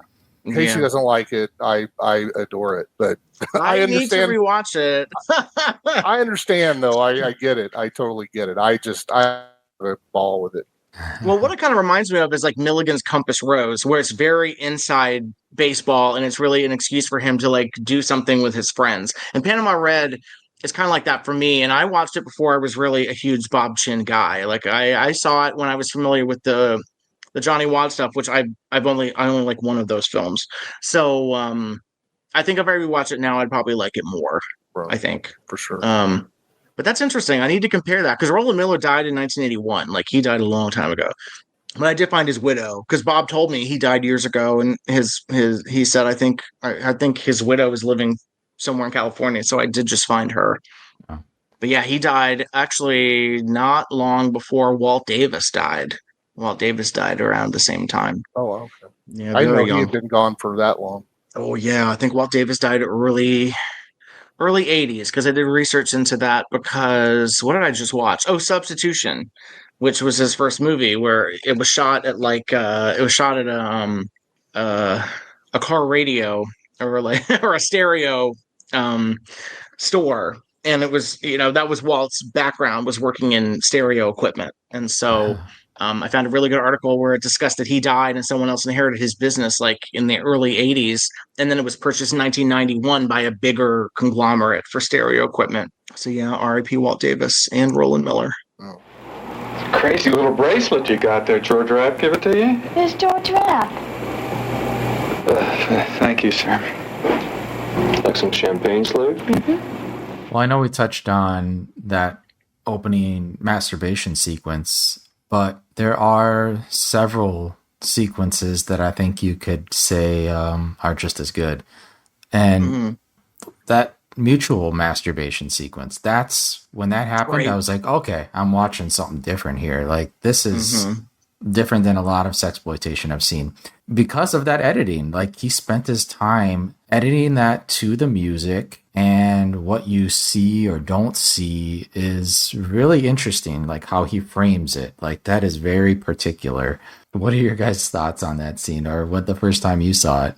Well, yeah, like you, I thought, wow, that's something I haven't seen. And I said, what a clever way to get away with some undeniably filthy material. I mean, that's pretty, I mean, what you see there is like, wow, that's nutty. And I didn't see anything at all. But yes, it's the cutting to the music and the building of the tension. And you really feel that because you get the impression that Peggy Church is just having a great time. I mean, either she's not faking it or she's just a great actress, one of the two. Because you feel like you're in that moment with them, and it just that's what makes that movie so special in almost all the encounters. That's sort of how it feels. I think every vignette is really special. I have a phrase that I use. So, like, in terms of, I think I've reviewed a lot of Joe Gage stuff on Letterboxd, and it's stuff that I watched when I was much younger. But I was like, well, I bought this DVD in 2006, and it took me 2 weeks to get through it, which is, use your imagination or not. But this is one of those scenarios where it's like, if you had this on video, you would be taking your time with this. Like, it would not be something that you're going to power through. You would be taking your time with this because it's just an embarrassment of erotic riches. Like, every scene is good. And it's interesting because a lot of sexploitation movies have that scenario where there's like a centerpiece and then there's a lot of other stuff around it to meet the criteria of the genre. So, like, there's got to be a lesbian scene, there's got to be a kink scene, and there's got to be a group scene. This eliminates the group scene. No group scene. The lesbian scene is super well done. The kink scene is unlike any other. There's like 1.5 kink scenes because there's the spanking, which is over pretty quickly, and it's more playful. And then there's the sort of light bondage. But it toys with those expectations and it makes it not predictable. Because I think anyone going to a film like this is like, well, I know what I'm going to get. And this defies all those expectations by not giving you what you expect from something, especially this late into the genre. Yeah. But Love Garden is the same way because it's Love Garden is a cast of 3 people. There's very little sex in it. And what is there is very graphic. It's essentially almost more graphic than this, I think. It is. Linda York I think it's her most graphic. Like, she never did hardcore, but it gets very close. But yeah, I mean, it's primarily lesbian sex, and then there's the sex scene with Jason Yukon, but it's really not. I think that's why Haggard's such it's interesting to have someone who's very much an outsider to the genre, coming from a background of like being a John Ford person and being a film person, coming into this industry and kind of trying to do something different and succeeding, because a lot of people would try something different and it wouldn't work because they don't understand what's expected. So in his case, it's like he knew what was expected and he said, well, let's play with this a little bit. Yeah. I want to ask you about the end of this scene because I've seen it several times. I'm not sure what's going on with the editing here. We're going to get graphic. This is a graphic movie. So sure. At the end, she's got the tissues or his handkerchief that she has taken from him. And I can't tell where she's depositing his leavings, if she's catching it in the handkerchief or in her mouth, because at the end she like spits something into the handkerchief, but we don't see her mouth going down. I think it's that he ejaculates into the tissue, and I thought she ate it. Okay. See, that's what I was wondering. You see it drip down her chin. Yeah. So I was like, that must be what's happening. But then in the back of my mind, I'm like, there's no way that's what he's showing here. Yeah. Yeah, he is. That's what I thought. Okay. Thank you. Yeah. So it's even she wants to be able to. It's very, it's like she really gets to experience quite the education. I mean, it really is just kind of like, she's like, Yeah, and then the best part is that she like kisses him right after, and it's like, okay, this is your going away party. You're going to Guatemala. So you got snowballing too, right? Yes, like, exactly. You have like there's snowballing in this film before people knew what that phrase was. Yes. Oh my god. Right. Okay. All right. Thank you for clarifying that for me. I was like, you could always watch it again. You know you want to. So just go back and watch the scene again. It's so well done. Yeah. All right. Well, if you guys ever see another scene, where is there another softcore movie with snowballing in it? For sure. There's not. You're not going to find one. Be nice now. And let me have my own way. Remember, this has to last me 3 months, too. And a girl gets just as horny as a guy. Oh. Hand me your handkerchief. Huh? Your handkerchief. I guess we kind of glossed over like the whole character of the boy that she's babysitting. Like the depiction of him is, I guess I always read it the guy as like, she says is a little fruity, and he is a little fruity. I always assumed he was kind of like supposed to be autistic, but is that how you guys read it? No, I did not read it that way. Interesting. Because he's 14 years old, but he's like, the nose in the book kid who, just the way he talks and the way he goes through his fruity. I think he's just, it kind of reminds me of like Casey Donovan and Misty Beethoven, where it's kind of like, it becomes a challenge for her to like seduce this guy, because that is kind of an interesting angle to it. Because it's like, yeah, he's a little fruity. He seems very on the swish side. So that's why I think we're talking about Afro it's interesting. Yes. She calls him she calls him a sissy. And that's sort of right. And that's sort of the code. Right. Yeah. I sort of got the same. I never got that impression that he was. Are you kidding? Oh, I absolutely. Yes. Yeah. The way, like he's fussy. He has kind of a feminine. But he has no problem like getting it up for her. And he talks about thinking about her. So it's like, I don't see him as. Sexuality is a spectrum. I think he's on the spectrum. Maybe it's just Peggy Church. No, I think that impression maybe because he's played by obviously an older person who's obviously not 14. He looks like he's like 28. He looks much older than everybody. Yeah. Okay. All right. I don't know. It looks like I don't know. I don't know if what the thing I get from it, and there's no way y'all would know this unless you're just way into indie rock. But there's a band called the Chainsaw Kittens. And their lead singer, his name is Tyson Mead, and he looks exactly like Tyson Mead and talks like Tyson Mead. In the middle. And Tyson Mead is gay, and so when I see him in that movie, and when he talks, he sounds and looks just like Tyson Mead. So that's sort of wild. There's sort of this thing about, but yes, no, I sort of thought that he was. Gay but awkward and not really kind of sure, and she's a dominant sexual force, and that sort of turns him straight. No, gay men love that. I mean, we've had that conversation.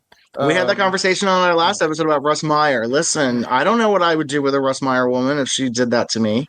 Babette Bardot, if she's towering over me, I don't know what I would do.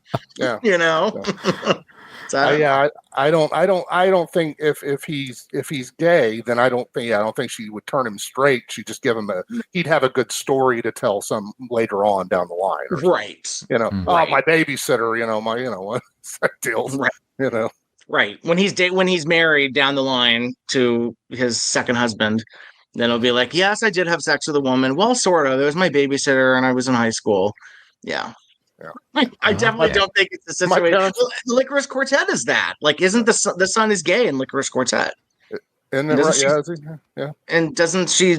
Yeah. I think the Licorice Quartet or the Teorema connection is there, because Teorema, the son, is gay too. At that, I believe. So there you go. So, yeah. That's the connection. Mark Haggard making the Teorema movie. Mark Haggard, cinema literate. Like, yeah, he's definitely showing his influences there. Yeah. Well, Licorice Quartet is one of the only Metzger movies that I actually like. It's that and Therese and Isabel.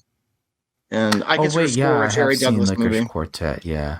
Oh, what were you thinking it was? Yeah, Licorice Quartet is the follow-up to Camille 2000. I thought you were talking about the Licorice movie. Licorice Pizza?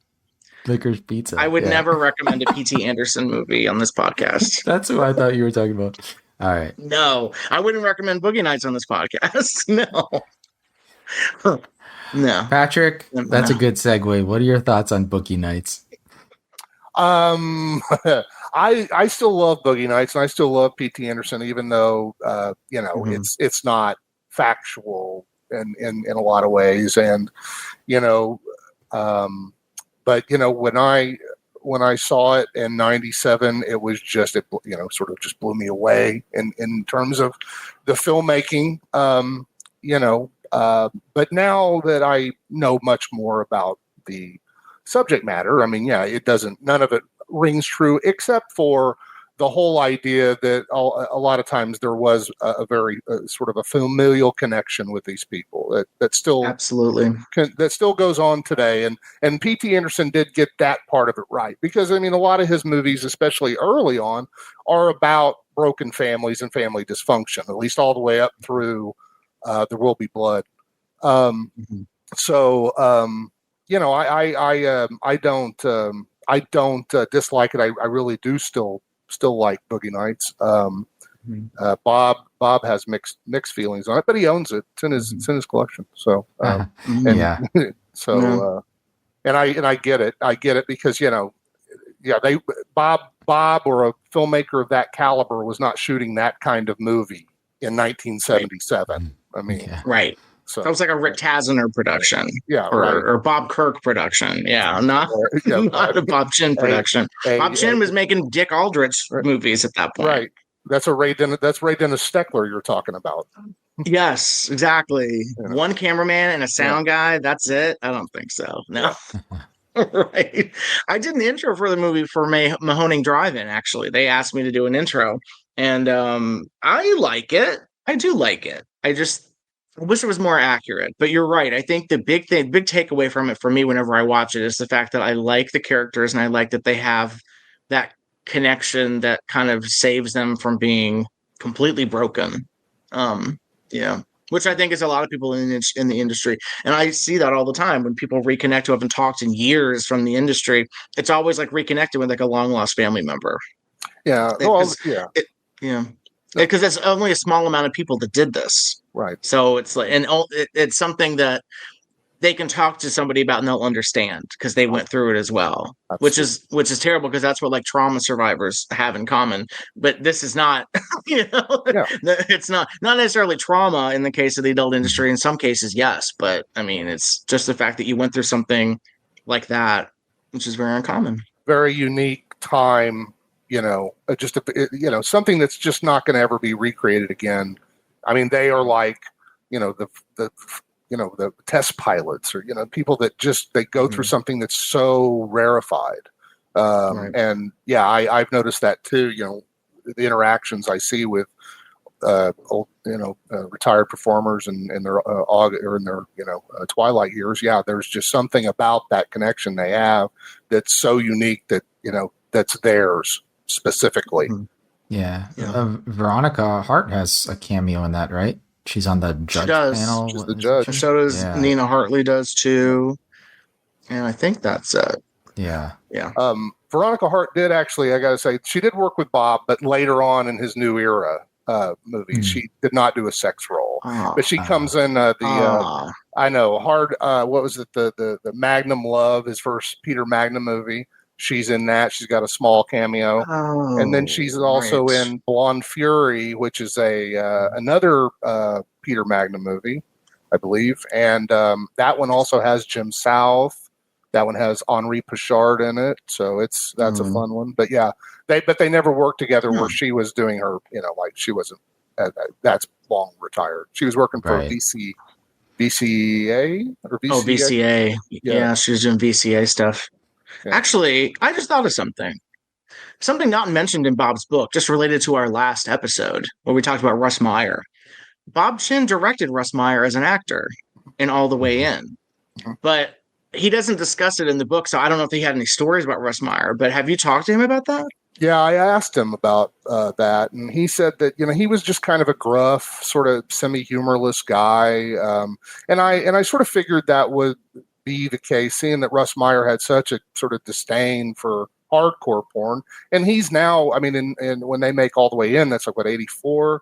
Russ Meyer is basically he's forced out of the business only 5 years prior. So, you know, I mean, got a day's pay or whatever he got for it. But yeah, I mean, I don't think Bob had he didn't have any sort of great stories that I sort of understood that was probably going to be the case. I'm glad that image exists of the two of them sitting next to each other on a plane set. Right. You know. Right. So yeah. I always thought that was interesting. I was like, how did he even get involved with this? Did Candy Samples call in a favor? Like, I was just like, it was very unusual casting, but it's a nice surprise. But and also if you look on that plane, you see Bob Fosse is on there. That's right. And so I don't know what was going on. Maybe that they were. I forgot if I even asked him how he got involved, but it's just maybe it was because of Candy Samples as well. Yeah. I mean, the stories of that production are crazy because Candy trying to do a scene with the guy who was her husband at the time, who then stole all of her money and ran off, who could not stay hard because he was not a performer. Yeah, Pat Romano, sleazeball. That's what caused Bob to retire, kind of quit basically after that. He threw his hands up after that final scene because it was just, it took him forever to shoot it because that guy was just not getting it up. And then, you know, Candy, she was exclusive to him and wouldn't do a hardcore with anybody else. No stunt cock. Right. Yeah, exactly. So they were sort of fit to be tied. And that's such a bummer because that scene is actually really good. That transition into that final scene is really good. But Bob had sort of had enough and kind of quit for the first time. He came back soon later. But it was. That's interesting. Like, did Bob ever consider going back to softcore or doing something non-hardcore? Yeah, he did. When he retired in basically in '87, he went to Hawaii and lived there for a while. But then they moved to Albuquerque, New Mexico, where he was a camera salesman. But he got the idea to make a movie with his then wife, Debbie. She wrote a script, and it was this two-hander for these Peggy Sterling was one of the actresses, and another old actress, old Western actress, and they wrote this script, and these two gals actually signed on to do it. But then the producer who had talked about, we got the funds for it, he sort of had become overcommitted, so that fell through. But the guy that ran the camera store that Bob worked at said, hey, why don't we go ahead and why don't we scale everything down and we'll make a movie together or whatever. So they made, Bob and his wife and this guy, they made a movie in Albuquerque in 1991 called Adobe Angels. And it's shot by Jack Remy. He came out, it's shot in black and white. It's a gorgeous movie. It's a drama. Debbie Chin is the lead. She wrote the script. It's really good. It got a premiere it got one or two premieres, but it never got picked up, so it never got released. And then in '97, he and Debbie made a 35 millimeter movie together called Unnatural Acts, which is really kind of a noirish thriller with, and Debbie again is the lead. She gets a co-director credit on this one. And they were separated at this point, but she brought him in to direct all of the 35 millimeter camera, and all the crew was pretty much UCLA students. But it never really quite got finished. It never I think went through very many passes on the editing bay, and I think what exists of it is a work print cut on VHS that's about 117 minutes long, and it's really, the ending is what it is, but there's some good stuff in it for sure. It shows what Bob could do with some money and some equipment. But then it was soon after that he got roped back into the hardcore business because he needed the money to pay for his kids' college, basically. And Debbie was helpful in stewarding him into the business, even though at that point they were divorced. So, and by that point, the business was very different, but I could see him being adaptable for sure to video or digital. Yeah. Yeah. He had made some shot on video stuff in the mid 80s. Of course, the difference in quality is much different by the time you get to 99, 2000 and whatnot. So, but yes, the business had changed quite a bit, but Nina Hartley was also part of the crew that helped him plug him back in with Adam and Eve, and then with Wicked. But then once he got with New Era, which was sort of his label with a bunch of Vietnamese and Chinese Americans in LA, and he made about 28 titles on New Era. Those are actually a lot of fun. I kind of have a good time with those for what they are. I mean, but Debbie was not in the picture at that time, but he really got into the groove of making his old Private Eye movies, just dusting off old Johnny Wad scripts and retooling them and writing new ones. And he was having a ball, but that was it for him. You know, Bob's career reminds me a lot, to a certain extent, of Jess Franco's, who he was still operating to a certain point in the 90s and even the aughts. Yeah. Shooting on the best video of his too. abilities. Yeah, shooting on video. Ken Russell had to shoot on video. I mean, some of that stuff. I mean, yeah, Bob saw the whole thing. Bob was there at the very beginning, and then he was there when it contracted the first time with VHS and the theaters shutting down and moved to video. And then he came back just in time to see it contract again with the internet looming. And because that's by the time he shuts down about 2003, the internet becomes pretty ubiquitous and changes everything to what we see it as now, basically. Right. I'd love to get Bob. It would have been great to get Bob and Jess in a room together, because I think they could have shared how much they hated shooting hardcore, because there's some hardcore, because Jess, I know he hated it because it took so long to get things going. The performers weren't always ready to go, and it's what, we got to shoot a movie here. Jess shot so fast, so it's just I can't deal with this anymore. So yeah, Jess left. He didn't really do much hardcore after that. Thank God. The ones we have are not good. They're clearly they're paycheck movies. But it's great that Bob is still around and his memories are still living on through people he's had discussions with, and I need to check out that book for sure. I know both of you guys have raved about it. It's just the one, look how right? thick that book is. Or is there different? Yeah. This is both volumes in one. Yeah, there's 2 volumes. And it's how long is it? It is over 500 pages. It could have been 500 pages more, and I would have ate this up, because there's stuff that he's told me, and I'm sure you, Patrick, that's not in the book. That I remember one of the first things I emailed him about was I said, can I ask you questions about Tropic of Desire, which is one of his personal favorites. He wrote me back a college essay of answers to my questions. So I have the full history of the production of that movie, which is not in the book. So, I mean, he's very gracious with his time, as you know, Patrick. And if he knows the answer, he'll tell you. Yeah. Yeah, for sure. Yeah, he's told me some anecdotal stuff I wouldn't, I'm not going to say. He talked about Lee Carroll a little bit. And, oh, Lord. My favorite. Yeah, the Seductress.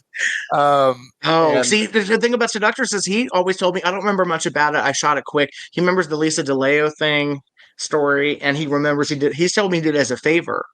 I love Seductress. I was dying for more info about that movie. He just told me, he had a very, very choice word, Lee Carroll.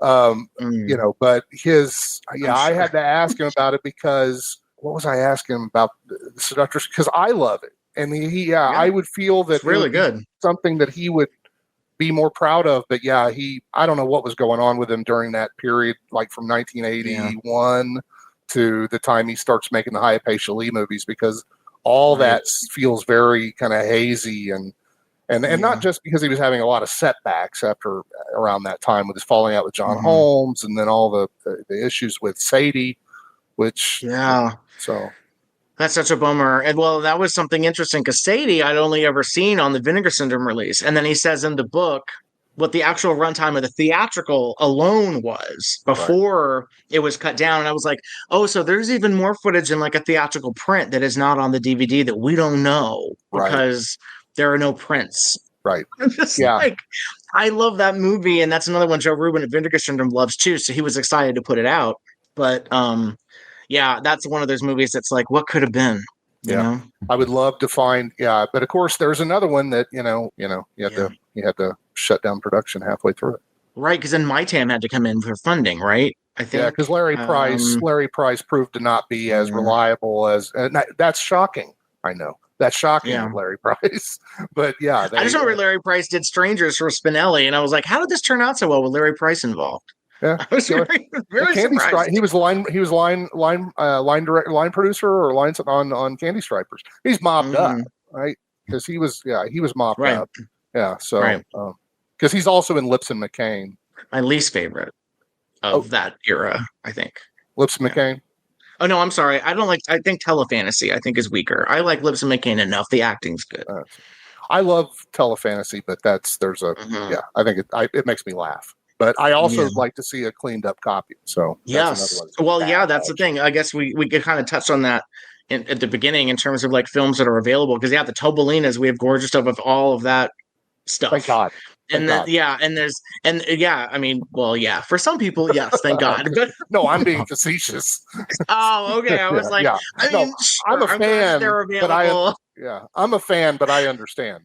Right, but like I want a cleaned up version of Candy Stripers just because I don't want to have to see the fisting scenes on VHS quality as Easter eggs. Like, I'd like to see the whole thing together. I'm so glad we got Pizza Girls, and I'm so glad that has new legs now because of that Blu-ray, because I still see new reviews of that come out and I'm like, oh, actually this is really funny and really good. It's like, yes, thank you. Like, yes, it's terrific.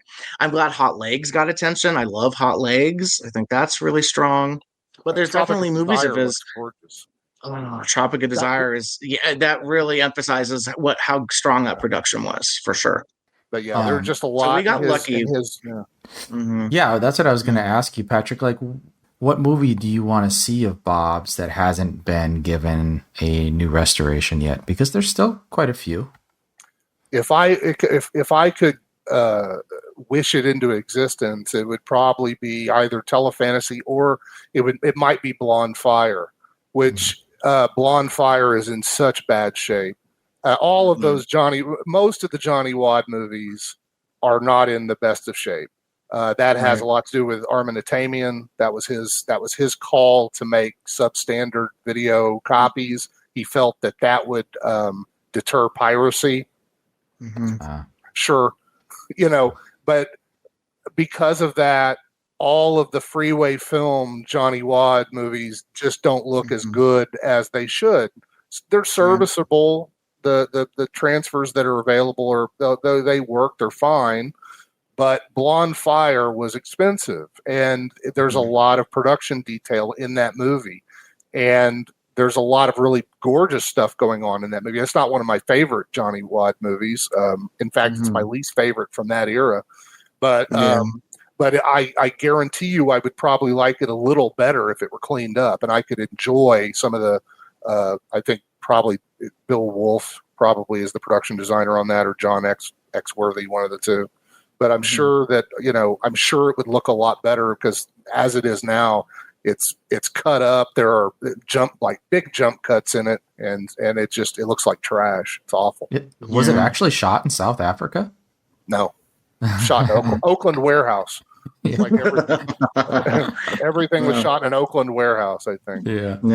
And it's convincing though. It's like the thing about Bob's stuff. I mean, he does a good job at doing that. He actually can create an actual mood and time and place in his stuff. He's just got that ability. Those are his, basic picked up from, Joseph von Sternberg when he was in his class.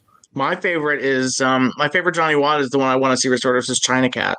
It's basically Johnny Wad meets Charlie's Angels. It's my favorite. Yeah, that's my favorite too. That's my favorite. Yeah. And also the end shot is incredible. Awesome. And I'm like, I must see this restored, because that is peak perfection. I'm just like, oh, right. I think that's why I like it so much, because there's clearly a lot of care put into that movie, which is interesting, because the one before it, which is Jade Pussycat, right?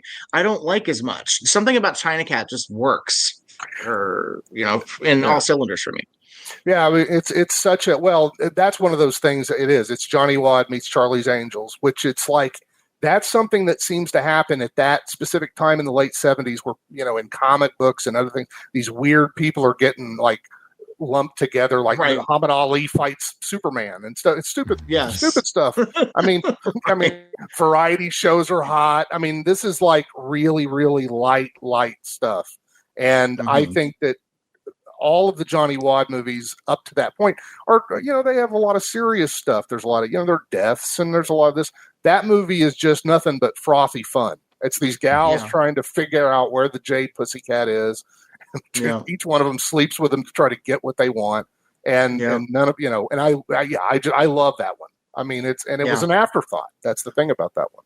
Yeah, it's so much fun. And also I think of the ones that are just not available, I really need Brother and Sister to show up at some point. I'm dying to see Brother and Sister because that's him and Roland Miller. It's like the next. It's essentially for me. It's kind of like the next step after All American Girl. Like I know Devil's Garden's in between, I think, but Brother and Sister. I've had the poster for years, and it's so tantalizing, and it has Susan Westcott's on it. I think Jackie Girox is in it. Tracy Handfoos is in it. Sandy Dempsey's in it. Like I think, it's like I'm shocked that hasn't turned up somewhere somehow. Yeah. I called out to the erotic museum out in Vegas, and I talked to the curator. It's Ted McIlvaney's place. No, Harry Money's place. Oh, Harry Money's place. Okay. Yeah, Bob sort of hit me to ask them if they might know, because they do. I think they actually go and catalog people's private collections as well. They're asked to do that and whatever, but they have not turned that movie up. So. My poster I have is a Canadian poster. So it's printed on the back with the Montreal Censor Board has approved it. And it says, and it's written on the back, Taboo Love. So I think it was maybe reissued, or they put that on there for some reason if they were going to show it again and they wanted to say they were, showing it that at print or whatever. So I know it got released in Canada, and that might be the next step. I don't know how good I don't know what their steps would even be, but it just looks so good, and based on the Roland Miller track record, all those movies are good. So I feel like this one should probably be too. That feels good. Just relax, Mrs. Goodman, and I'll make you feel very good. You could get a job as a masseuse. You're marvelous. I haven't even begun, Mrs. Goodman. Is that better, Mrs. Goodman? Oh, yes, dear, that's wonderful. But do keep on. Before we close out, Casey, I think you're the only person who's seen this sort of unofficial, is it official sequel, All American Woman? Can you tell us a little bit about this? So this was one that I've owned. So when all the something weird, all the Manny Conde stuff went out of print, and we should talk about that too. So they licensed those from the Conde estate because Manuel Conde died in 1992. Or I'm sorry, I think he actually died in 94, but for some reason IMDb says 92. So they licensed the Conde library and they put out all of these Conde titles. So All American Woman, when they announced they were going out of print, I bought them all just to stock up. But that means I still haven't seen like Danish and Blue, and I still haven't seen Love Games with Sharon Kelly. And All American Woman, I said, well, we're talking about All American Girl. Let me put this on. And I'd heard it has a bad reputation because I think people are comparing it to All American Girl, which it absolutely is not. It's much more grown up, but it's still very Sarno. It's sort of a suburban melodrama. It's about a model who comes to stay with her sister and her sister's family. So very Sarno right off the bat.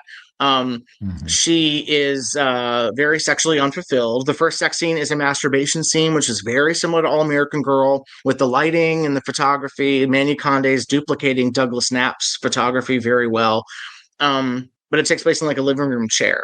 And so it focuses on this woman who's a model and how she's trying to seek sexual pleasure, but it's the opposite of All American Girl, that she's not finding satisfaction like anywhere. Like, so, and then her niece has a similar problem, in that she's having sex with her boyfriend who loves to smoke pot and have sex, but he comes too quick and leaves her unsatisfied.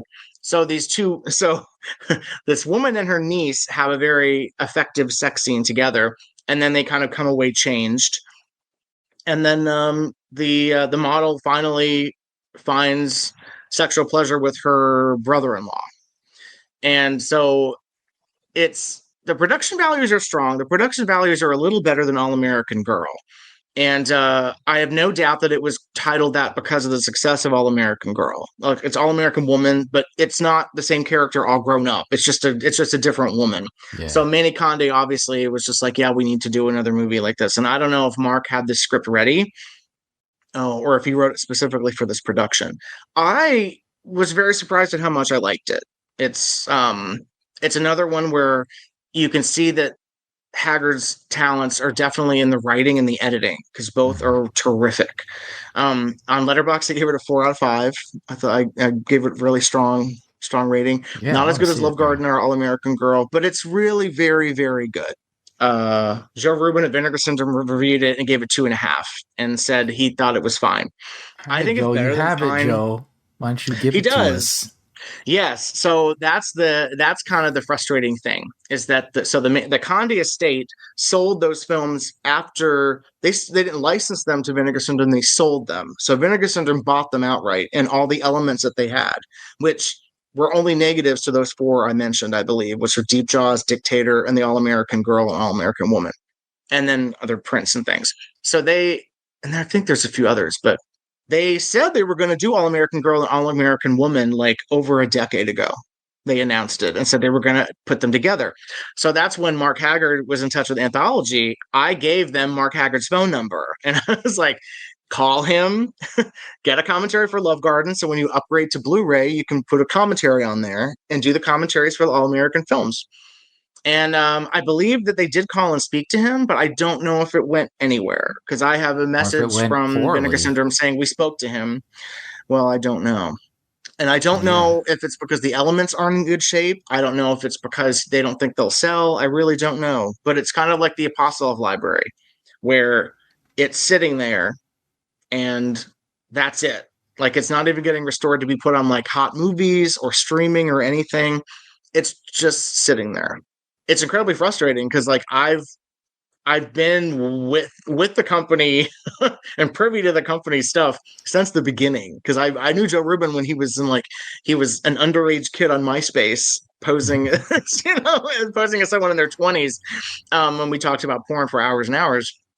So I was with them at the beginning of the company. So as they kept buying libraries, I got more and more excited. And then as we got more and more Tobalina, and it's just like, okay, so this is what's happening. We're getting the Tobalinas, and we're not getting the Apostolovs, and we're not getting the Manny Condes.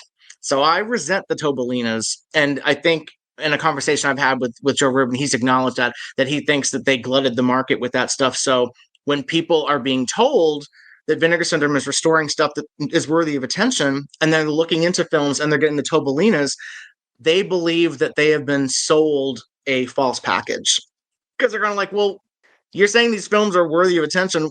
I'm sorry, you want me to watch Flesh Pond and Sexual Heights, like, instead of, so I think that, unfortunately, the Tobalinas kind of had a negative effect on the Picorama releases, unfortunately, which sucks, because they are in the best condition. The films just aren't good. That is true. I will agree with that for sure. They are not good. Yeah, I mean, that's it. And it's there was another guy there's someone else I was very good friends with on Facebook, which I don't really use anymore, who was part of the Vinegar Syndrome appreciation group.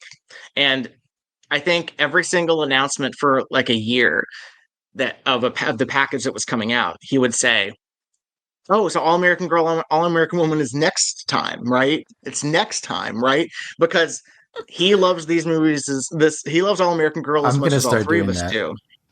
And he would say that, and eventually they'd be like, I don't think they ever responded. It was just kind of like, so I would have private conversations, and he'd say, I'm just giving up on ever seeing these movies. I'll probably die and never see these movies looking gorgeous. And I'm like, well, that's extreme, but but it's been 10 years and still nothing. So, but also like, it's film. They're like, you've seen the movie. It's not like a lost movie that's sitting around not being, brought out. It's not like if like Come Ride the Wild Pink Horse was found. And yeah, that I'd be like, I can't die. If it's around, I can't die without seeing that movie. At this point, he just want to see it nice and clean, which is fair. But yeah, I'm hoping, and I keep hoping with the Melusine line, as they keep going back to the well for softcore, that we'll eventually get to the Condis and the Apostolovs, because the elements are apparently there. It's just, the good thing is they're in good enough. They're being taken care of, which is a good thing, because they have a huge vault, so it's all been taken care of, and make sure it's not going to go into actual vinegar syndrome. Yeah, but and I mean, no shade to Bob or Tobolina, but yeah, I feel like they've exhausted that for a little while here. Well, the Bobs are all exciting to me, because it's like, because those are, I know they're good films, but but they need to trickle them out a little slower. I think they did put out a lot in a short period of time. Bobs. Well, the Bobs, we're done with the Bobs. They're done. Yeah, we don't have any Bobs to expect. They still haven't put all the Tobolinas out, because they cut the faucet off, because I think they realized it was diminishing returns on those. But the Apostolovs and the Conde those are the two big that's the two big libraries that they have that's not being exploited. And, we've talked about those early Apostolovs, how fun they are. So I hope those come out. Well, even the 70s ones are, I mean, I love Dropout Wife, and Class Reunion's good. I mean, there's definitely, and almost all of them are written by Ed Wood. So you have the Ed Wood connection, just capitalize on that if you need to. The Condis are tougher sells, but especially because the people at Vinegar Syndrome who are working on the sex film stuff, they know the good stuff. So they know these films are good. So I wish they'd get prioritized. Mm-hmm. And that's all I can say. They don't listen to my suggestions anymore. I tried to talk them out of releasing Intimate Lessons, and that didn't go well. That still came out. So, all right. So we need to send this podcast to Joe, to Bob, because we love Bob, to this. and to Mark Haggard, who is somewhere in Arizona. Mark, I would send this to. Yes. I don't know. I think Mark, I feel like maybe if he reached out and wanted to do something with his films 10 years ago, I can't imagine what that feeling is 10 years later, where it's just like, God, people still aren't wanting to talk about my films. That's what I'm saying. We still want to talk about your films, Mark. If you're listening, we're dying to talk about your films. We spent almost 2 hours talking about this movie. So, Yeah, agreed. Any last thoughts, Patrick? Well, I'm with Casey on that. I mean, I want to say I got to see the All American Woman. I've not seen it, but it sounds fascinating. Me too. I hope it's to very see that, good someday. But yes, it's a shame that this and All American Woman are not being prioritized by Vinegar Syndrome. And I did not really think about how the Tobolinas may have saturated the market and made a glut of things and whatnot. That makes a lot of sense. But hopefully this movie will get its day where it gets cleaned up. But as you said, it's available. I mean, you can see it. It's not that it's lost. It's not that it's cut up or anything. It's not, right. I mean, that's some movies, they're that's the way they are. They're just missing stuff. But this is intact. So, I mean, it could look better, but could be worse, but it deserves all the attention it could get, because it's just a fabulous movie from top to bottom. Here's to the all-American, American girl. Today the men boys, tomorrow the world.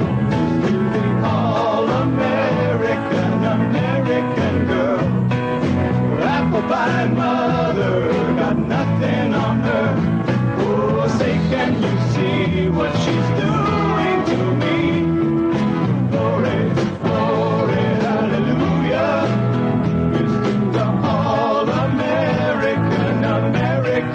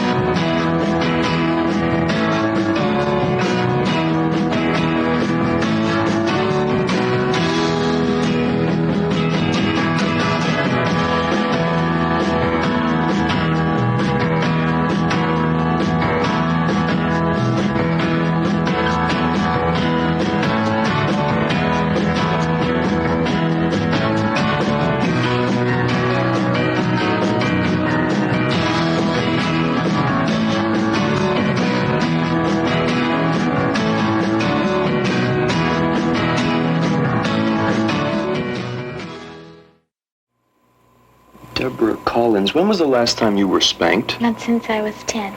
But go ahead if you want to.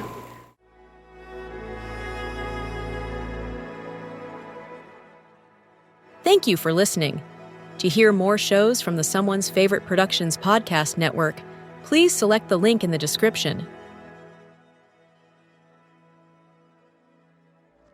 Hey, this is Jason Kleberg from the Force 5 podcast, a show that forces a guest to come up with a movie-themed top 5 list topic, and then we reveal our picks on air. Top 5 heist films, top 5 tearjerkers, top 5 movie dogs. Every show you'll be asking yourself, what would be on my list? Guests include directors, screenwriters, actors, podcasters, musicians, authors, and even a professional wrestler. Subscribe to the Force 5 podcast, and you won't just be a listener, you'll be a list nerd. The Force 5 podcast, available wherever you're listening now.